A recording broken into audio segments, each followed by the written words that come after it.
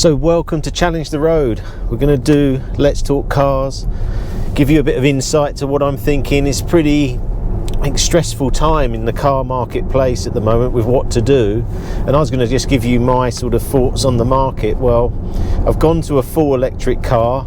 I had Richard Wigglesworth down, we'd done a podcast, he said he had a Tesla and it was good and he was using it, and I thought, right, that's it, I'm doing it. So I bought this Q4. I actually really like it. I've been using it now probably about 2 months. I've had this car now, and I was just going to give you my ideas and how I feel about full electric and hybrid and the way it's going. So I've only had sort of twice I've had problems with charging up. So once I went up to Logic, and the first two services I couldn't get anywhere to charge the car, which is a little bit stressful.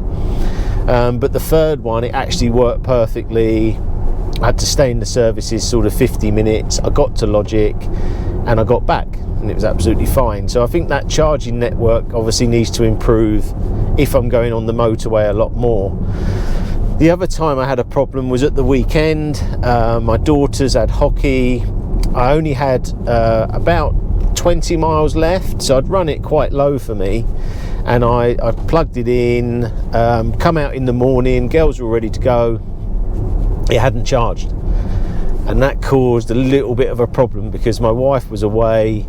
Luckily I've still got the Range Rover, so we changed everything over and we went in the Range Rover, but I don't know what happened. Obviously I plugged it back in, it still didn't charge.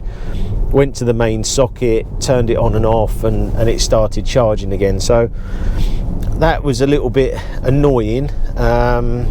Maybe if the app had warned me or something that it wasn't charging, that would have helped. But they're the two times I've had problems. I then wanted to do a little bit in because we've got a Q5 hybrid. My wife's got, I went out in that car and actually really enjoyed it, but the hybrid with the electric only does about 27 miles. I think if it was doing 50, maybe I'd have that car. I don't know. It's such a tough one because I'm really enjoying electric cars. Obviously massive petrol head, love petrol cars and that, but to drive day to day, the electric is much better. It's things like this. You come to a junction, you've got instant power. So when you've got that, you feel comfortable. When you've got a petrol car and it's got all this stop start and all this rubbish, you get to the junction and you always worry. You go, is it going to go? Is it not? And where I am, I'm having to look round the corners. Maybe the kids are in the car, they're chatting, or you want instant all the time. And that's the thing with these electric cars, you've got instant power. So from a point of view of driving, absolutely the electric car is better than a petrol car or a diesel or Jeep. There's no doubt about that. Now you're probably thinking, Q4, what's the range? Now the reason I didn't do this video earlier is because I wanted to know, and to do that, there's no point me just reviewing a car for a day and telling you, oh, it's a lovely car, this Q4. It's doing 260 miles minimum for me.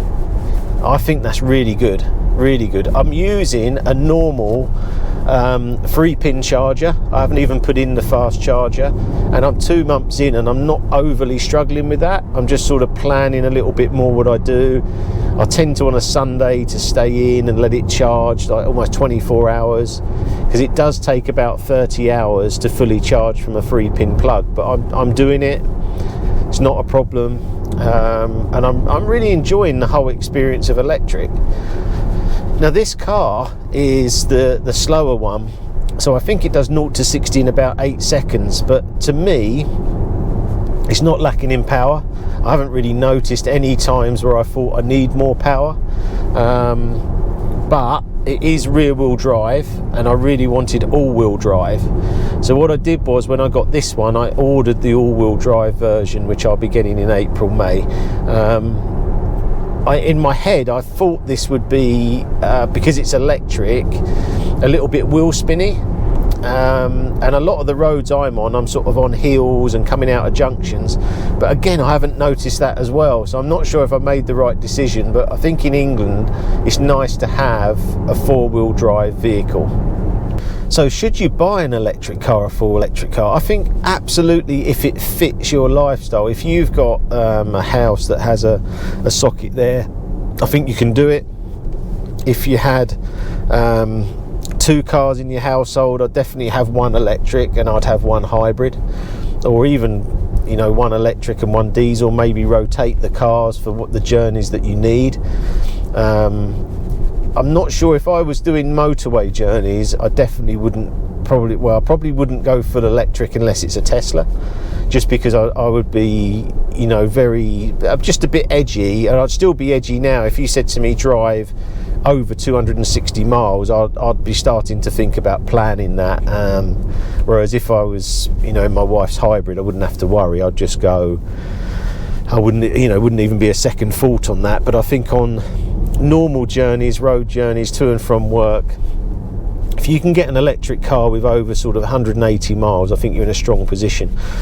Fuel, well, the last time I filled up my Range Rover, it was £157, the Range Rover hybrid, with the diesel.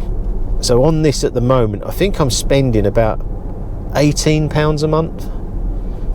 So it's costing probably next to nothing. And I've done, I don't know how many miles I've done in this, but it had about 1,000. So I've done about 3,000 miles now.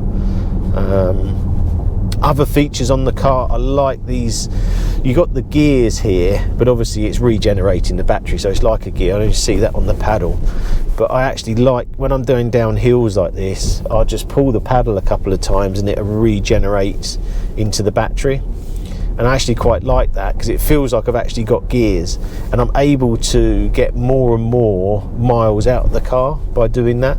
So some quite nice features on this. I think the only, say, downsides on this car, the turning circle is awful.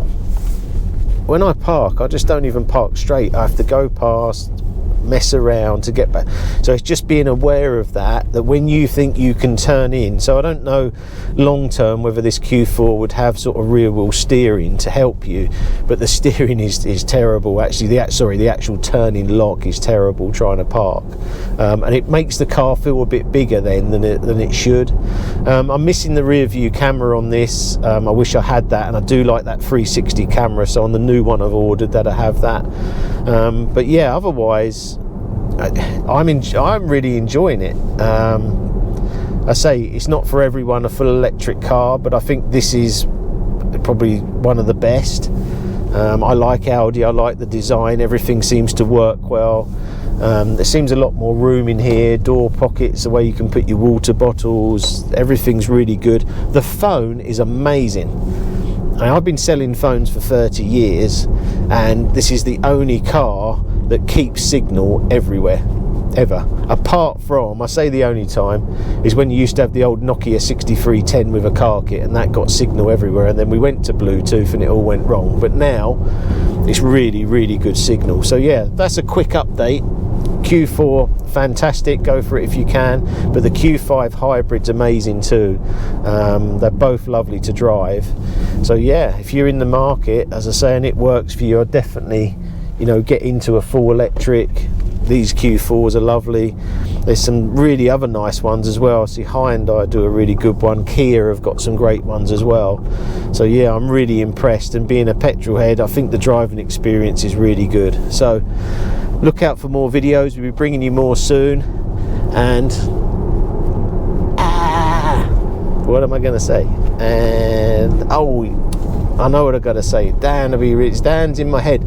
Please like and subscribe to our channel. We're going to get more content coming soon, because I always forget to say that. Yeah, see you soon. Bye. We're all out. 0-0. Still going. Got still another mile to go.